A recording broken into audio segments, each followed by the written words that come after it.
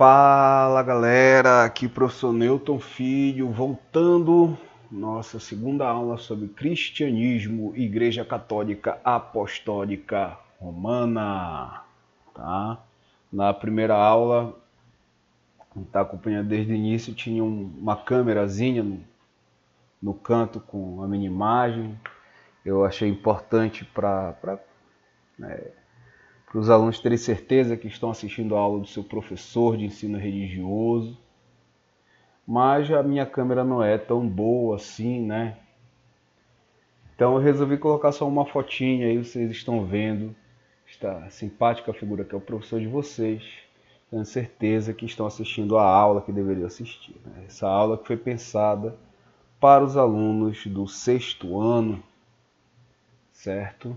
Ao final do vídeo vocês vão poder vir aqui na descrição e responder um breve questionário, né? Vai servir para registrar o acompanhamento de vocês às videoaulas. Então vamos lá, mais demora, vamos falar sobre a Igreja Católica Apostólica Romana. Como vimos na outra aula, ela se coloca como tendo surgido desde o princípio, né? A partir do momento que Jesus fala para um dos seus apóstolos, Pedro, fala: Pedro, tu és a pedra e sobre esta pedra edificarei minha igreja, né? Investindo ele de autoridade. Os católicos dizem: ele foi o primeiro papa, né? O papa que é o líder maior da igreja na terra. Os católicos afirmam que o líder deles maior é Jesus Cristo, né? O líder na terra é Pedro. É o Papa, tá? Pessoal, assim, eu vou logo começar indicando um vídeo para vocês, tá? Um vídeo que é um programa de televisão da TV Cultura, muito bom, tá? Muito bom, que são retratos da fé, então vai aparecer aí no canto o link para vocês assistirem sobre Igreja Católica, né? E serve aí para complementar os seus estudos, quem se interessar pelo assunto, né? Então vamos lá começar a ver algumas imagens. Aí a imagem do Círio de Nazaré, essa que é a grande festa católica do estado do Pará, tá? De vez em quando eu pauso, tomo uma aguinha, tá? Isso é importante, estar lubrificando a garganta. Então essa que é a grande festa do estado do Pará, né? A grande festa católica. Não sei como é que tá as estatísticas hoje, mas muitos consideram, a gente sempre vê nas reportagens que seria a maior festa do mundo até, né? Número de pessoas realmente agrupa muita gente, a festa do Círio, que acontece todo segundo domingo de outubro. Muitos chamam de o Natal paraense, né? O Natal paraense porque, apesar de acontecer na capital, mas vem pessoas de todo o estado do Pará, até de fora do Brasil, né, para reencontrar seus familiares, para passar o Círio e tudo mais.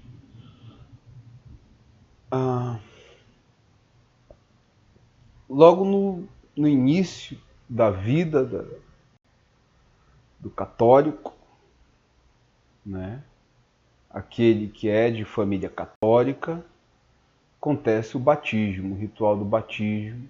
Na Igreja Católica vê essa importância de batizar, de tornar aquela criança cristã. E como uma criança não tem consciência do que é ser cristão, do que é abraçar a fé cristã, são instituídos os padrinhos, né? Os padrinhos são escolhidos pelos pais e os padrinhos são os responsáveis por orientar esse novo cristão no cristianismo, né? Talvez muitos nem saibam disso, né? A gente tem aquela visão popular de que o padrinho é aquela pessoa, né, que sempre vai te dar um presentinho no teu aniversário, um dinheirinho no final do ano. Mas não, a ideia original de padrinho é que fosse aquele que vai te orientar na fé católica, né? Que vai te ensinar o que é ser cristão.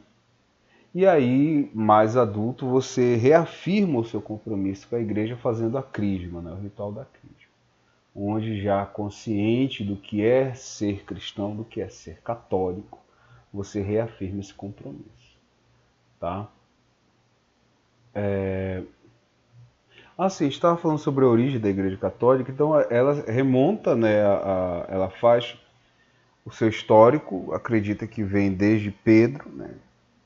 Mas assim, se nós formos olhar de uma visão mais cética, mais histórica, ela teria surgido mesmo enquanto instituição lá por 300 depois de Cristo, né, no reinado de Constantino. Que é o momento que a gente viu que Constantino começou a apoiar a Igreja Católica, a Igreja Cristã, e aí vai ter a necessidade de se institucionalizar de uma forma mais rígida essa igreja. Já estava institucionalizada em várias comunidades pelo mundo. E aí você vai ver surgir a Igreja Católica Apostólica Romana. Tá?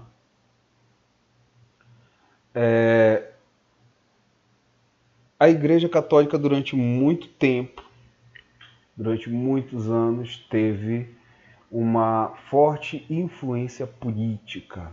E isso na história da, da civilização ocidental é importante ter esse destaque, né? Que imagine só, ela no primeiro momento dominava o Império Romano, mas aí o Império Romano vai se desfazer, né, em vários reinos, em vários impérios, e aí vai ficar Roma, né, e a figura do Papa, que é o líder maior da Igreja. Mas os países cristãos, né, durante muito tempo a Igreja cristã era apenas a Igreja católica, né, vão ter na figura do Papa o representante maior de Cristo. E isso vai conceder ao Papa uma autoridade política. Porque, pense comigo,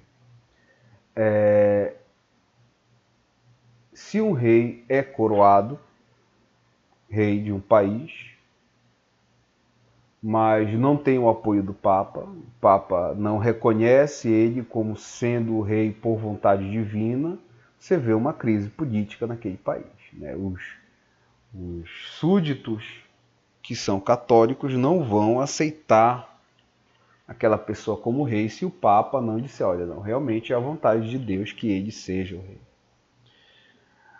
Ao contrário, se houver uma cerimônia onde o Papa vai lá e coroa, ou um bispo enviado pelo Papa coroa aquele rei,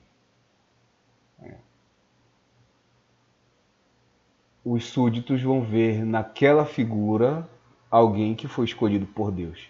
E assim, como a gente falou já, os meus alunos sabem disso, né? No passado, nas antigas religiões, a imagem do imperador sempre teve essa áurea, né, divinal. Os reis, os imperadores das nações do mundo eram tidos como divindades. E nos impérios cristãos ainda vai se ter essa imagem divina do rei, mas de alguém que foi escolhido por Deus. Tanto que se tinha a ideia de que se o rei morresse, o mundo poderia acabar. Né? Aí essa imagem de um papa, né, que foi Francisco Borgia, o seu nome enquanto papa era Filipe VI,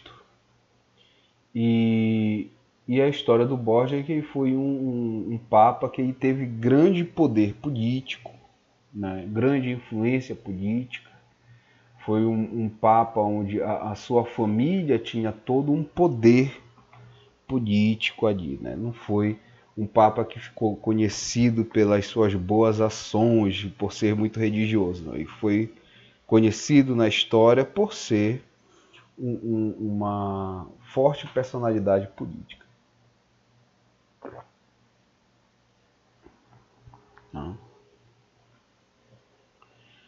Claro que hoje não se deixa de ter uma influência, né, a fala do Papa, mas não como era no passado, né? A gente não vê mais essa realidade do Papa intervindo diretamente nos governos e tudo mais. E aí, já que estamos falando de autoridades católicas, vamos ver como funciona a hierarquia da Igreja Católica, né? No topo aí desta pirâmide está o Papa, que é o bispo de Roma, né? E maior autoridade da Igreja no mundo. É interessante a gente falar o seguinte: o Papa, hoje, na Igreja Católica, ele é visto como uma pessoa que foi escolhido por Deus, claro, mas uma pessoa normal, uma pessoa comum, né? Que ele, inclusive, se confessa como os outros católicos, né? É muito presente esse ritual da confissão, né? O católico ele procura o seu sacerdote, seu padre, o outro sacerdote para se confessar, né? Confessar os seus pecados e ser perdoado. Aqui uma imagem, um católico se confessando, e aí, se for necessário, o padre passa uma penitência, normalmente uma sequência de orações e tudo mais, e absorve aquela pessoa dos seus pecados, tá? Então, assim está o Papa, né?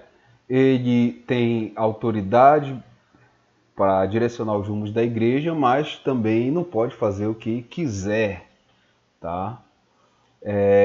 Bem recentemente houve uma certa polêmica, né, quando foi publicada uma entrevista que o Papa Francisco, né, o atual Papa, deu falando sobre o direito dos homossexuais de terem um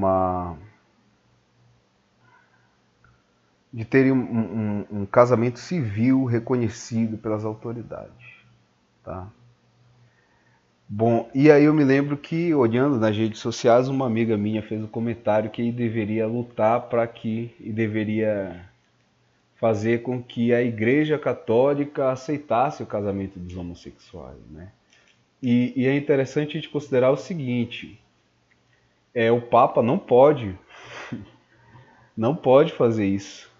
Mesmo ele sendo Papa, mesmo ele sendo a autoridade maior, ele não pode mudar as leis da Igreja assim. E tem uma limitação, entendeu? Então, na opinião dele, né, o que ele falou foi que os homossexuais deveriam ter a sua união, o seu casamento reconhecido pelas autoridades civis, né, pelas autoridades estatais, certo?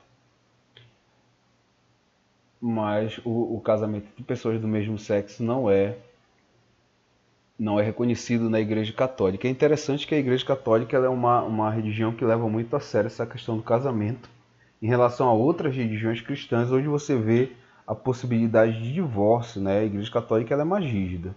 É até que a morte os separe, tá? Você pode não viver com uma outra pessoa, com a pessoa com quem você casou, é até tolerado, né? Mas você não pode casar duas vezes na Igreja Católica, certo? Tem alguns casos onde o casamento pode ser anulado. Tem 3 situações, né, que a igreja pode considerar a anulação do seu casamento. Sim, vamos voltar aqui à hierarquia. Abaixo do Papa estão os cardeais, nomeados pelo Papa, e também são os que elegem o Papa, né? Depois os arcebispos, padres e diáconos, né? Diáconos que serão os futuros padres, né? Enquanto ainda estão se preparando para serem padres. Mas na Igreja Católica há muita participação dos fiéis, né, que são chamados dos leigos, entendeu? Então os fiéis eles têm parte ativa nas celebrações, nos cultos, né, em várias funções, no canto, na caridade, né, nos serviços de caridade. Normalmente a imagem da confissão. E os santos católicos, né, os santos católicos, que são vários aí. A Igreja Católica acredita que há pessoas que após a sua morte, por terem levado uma vida de santidade, uma vida diferente, são escolhidos por Deus, né, e têm o mérito de poder interceder pelos homens junto a Deus. E aí tem todo um processo hoje para se reconhecer um santo, né? Tem que se ter um milagre reconhecido. E aí abre-se um processo de investigação para que a Igreja Católica reconheça um santo católico, novo santo católico, tá? Aí nós temos a imagem de vários santos. É interessante a gente ver que cada um é representado com uma posição, né, um objeto na sua mão, e isso auxiliava na identificação do santo e até a contar a sua história, né, para as pessoas. Vamos considerar que a Igreja Católica sempre foi uma igreja com um número considerável de pessoas, e antigamente não eram todos que tinham acesso à leitura, né, para estudar sobre a vida do santo, nem se tinha uma tecnologia no passado onde, como hoje nós temos para produzir textos em massa, né? Então as imagens eram fundamentais, né, para a educação, para a instrução do fiel católico, certo? E aí nós vamos ver diferentes personalidades, diferentes tipos de santo, né? Você vai ter São Francisco, que era um pacifista, alguém que fez o voto de pobreza. Também vai ter santos guerreiros, né, como São Jorge, né, diferentes personalidades. Entre esses santos, com certeza o que mais recebe destaque é Maria, a mãe de Jesus, né? A imagem de Maria na Igreja Católica é muito forte. Tanto que as outras santas católicas, né, sempre fazem referência a Maria, né? Existem várias santas católicas, mas tem-se uma leitura que todas elas fazem referência a Maria, a mãe de Jesus. E aí nós temos os rituais da Igreja Católica, né? Como toda religião, você vai ter os rituais próprios, né? Temos o ritual da Eucaristia, que faz uma leitura, remonta à última ceia, onde Jesus Cristo teria repartido o pão e o vinho entre os seus discípulos e dito: olha, façam isso em memória, em memória de mim, né? Esse é o meu corpo e esse é o meu sangue que eu vou dar por vocês, né? Então eu possivelmente já sabia que seria crucificado. Quem lê os evangelhos vê que eles deixam entender isso, que Jesus sabia que ia ser crucificado, né? Tem até um trecho do evangelho, quando eu li eu achei curioso, né? Porque tem uma mãe que pede: Senhor, permita que os meus filhos, um fique à sua esquerda e outro à sua direita, no seu reino, né? Jesus olha para ela: olha, tu não sabe o que tu tá me pedindo. O meu reino, né, o reino de Deus, eu vou ser crucificado, né? O ponto máximo do meu ministério aqui na Terra, eu vou ser crucificado. Então, quem vai estar à minha esquerda e à minha direita são duas pessoas que também vão ser crucificadas, né? E aí a Eucaristia remonta essa última ceia de Jesus com os seus discípulos, tá? Onde ele reparte o pão e o vinho e diz que esse é o corpo dele. Então os católicos acreditam que quando é abençoada a hóstia, né, e o vinho, ele se transmuta, ele se torna o corpo de Jesus Cristo, né? No vídeo que eu indiquei para vocês, um padre católico que fala sobre a religião, ele fala muito nisso, na questão do mistério. A igreja é mistério, né? Isso é uma fala muito presente no catolicismo, né? O mistério. Rituais. Sim, é muito forte também o catolicismo, a religião popular. Tá? Toda religião ela vai ter a sua ala, digamos assim, mais teórica, mais intelectual, e vai ter o seu lado mais popular, tá? Você não pode esperar que um católico saiba tudo sobre a Igreja Católica, né? Muito difícil. E isso, principalmente que você vai ter pessoas de várias classes sociais, pessoas humildes, pessoas que não tiveram a oportunidade de ter um estudo aprofundado sobre a sua religião, né? E não vão dominar toda a religião. E a partir daí, você vai ver manifestações populares, manifestações essas que muitas vezes são até estranhas. Vamos lá, um exemplo aqui essa é uma imagem de um cemitério em Belém do Pará, tá?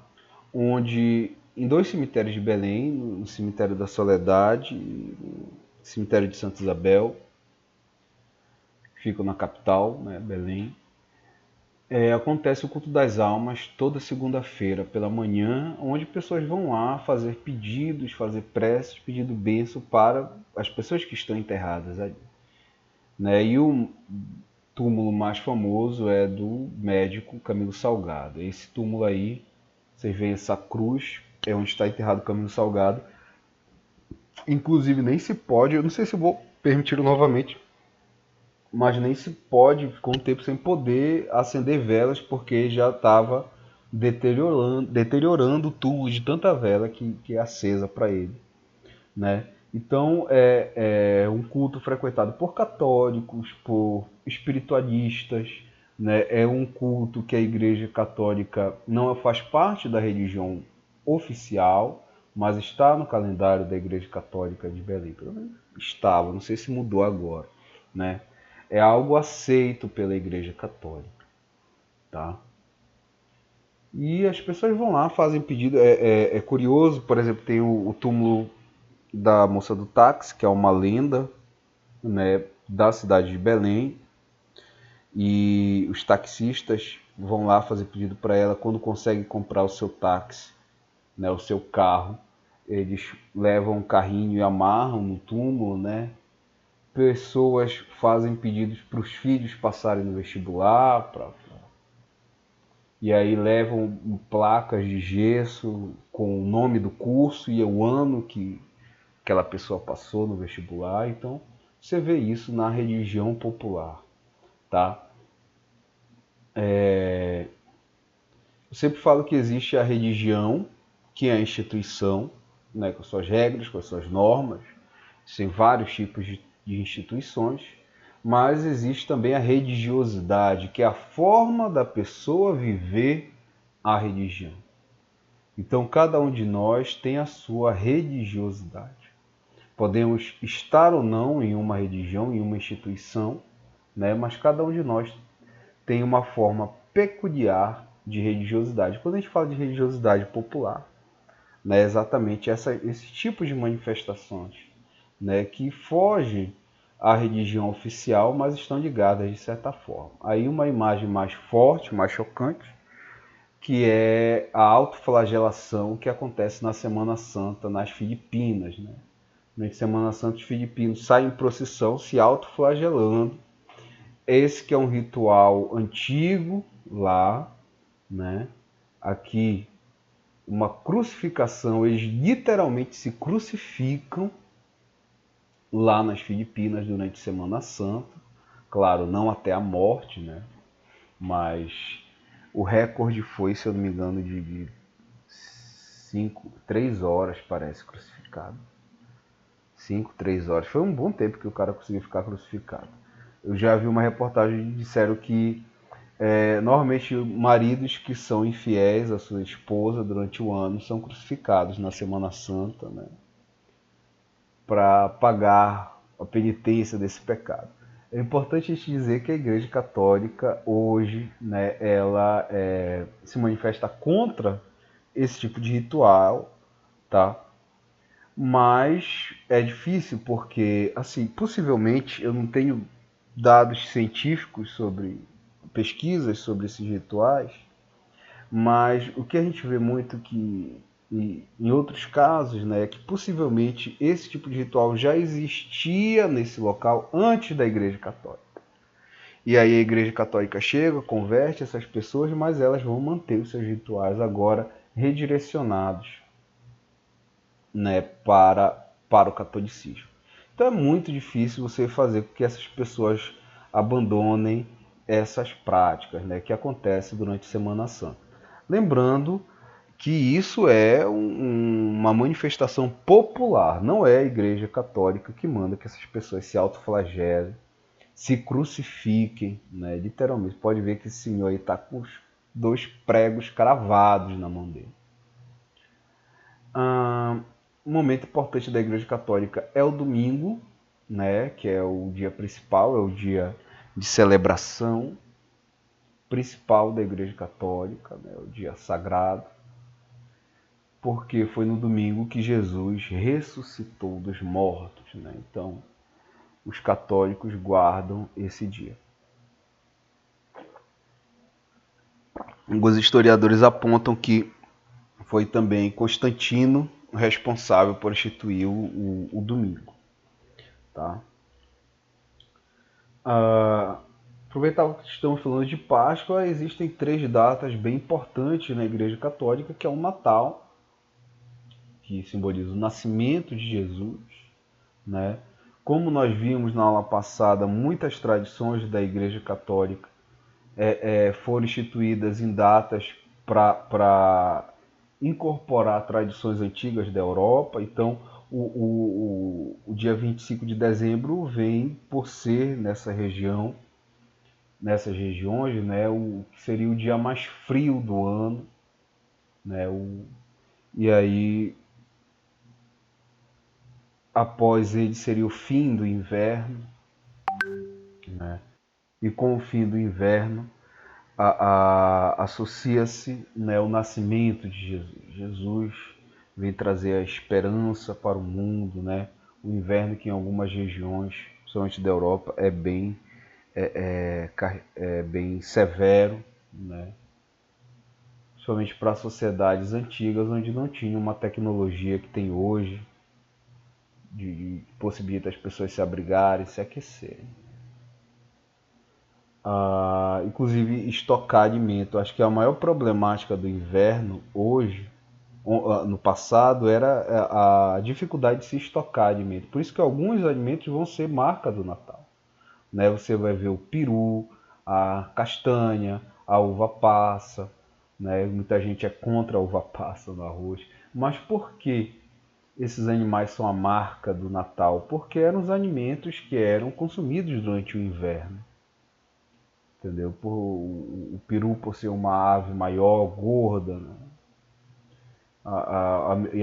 Você vê que são todos alimentos não perecíveis, né? Alimentos que não são perecíveis. Então nós temos o Natal, a Páscoa, se não me engano a Páscoa que marca a chegada da primavera, né?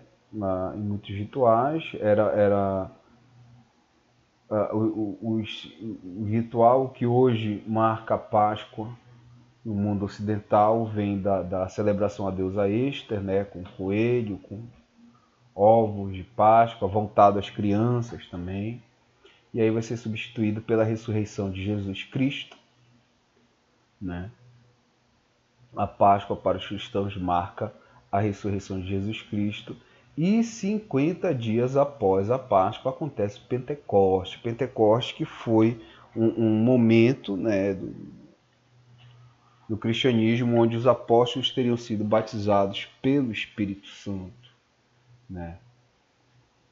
E com línguas de fogo, né? Chamas de fogo desceram sobre os apóstolos e aí eles foram repletos do Espírito Santo para fazer o ministério, né, da igreja cristã.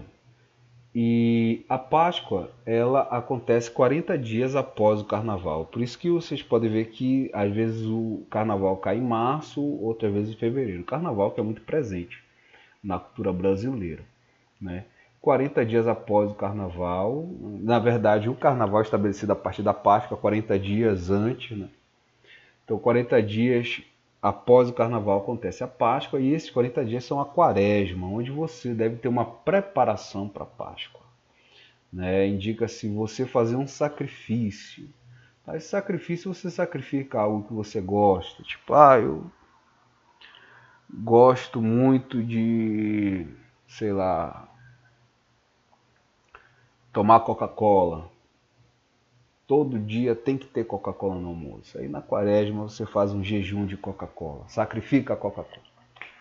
Né? É um ato de fé. Né? Indica-se também que nas sextas-feiras você evite comer carne. E na Semana Santa tem o dia da crucificação de Jesus, onde não se come carne. Os católicos não comem carne vermelha. Né? Normalmente ingerem carne de peixe. 50 dias após a Páscoa acontece Pentecostes, né? Que é exatamente esse batismo pelo fogo do Espírito Santo que ocorreu nos apóstolos. Tá certo? E vamos encerrando com a imagem dele, né? Esta simpática figura que é o Papa Francisco, um Papa que recebeu destaque pela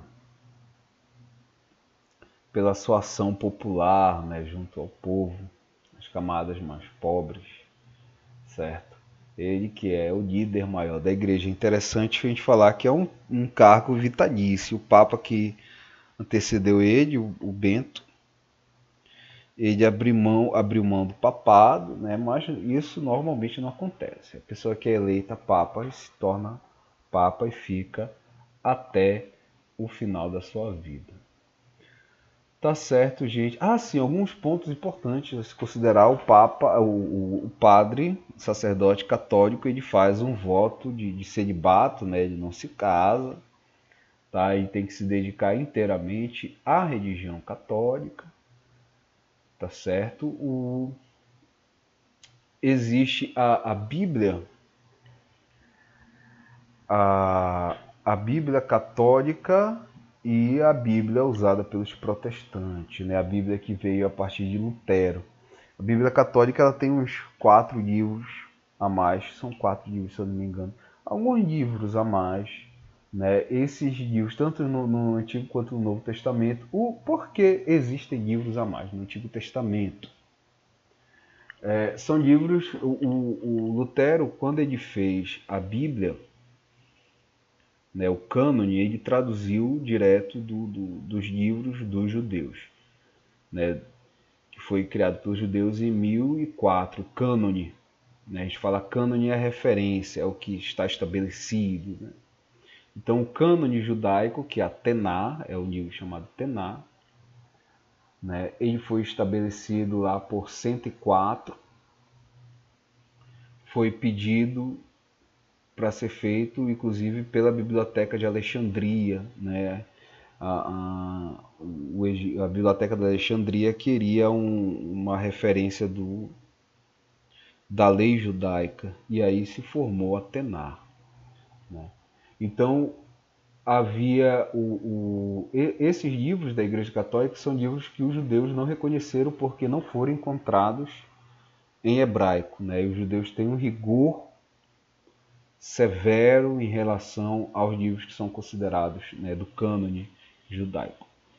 Por isso que tem esses livros a mais na Bíblia católica. Tá?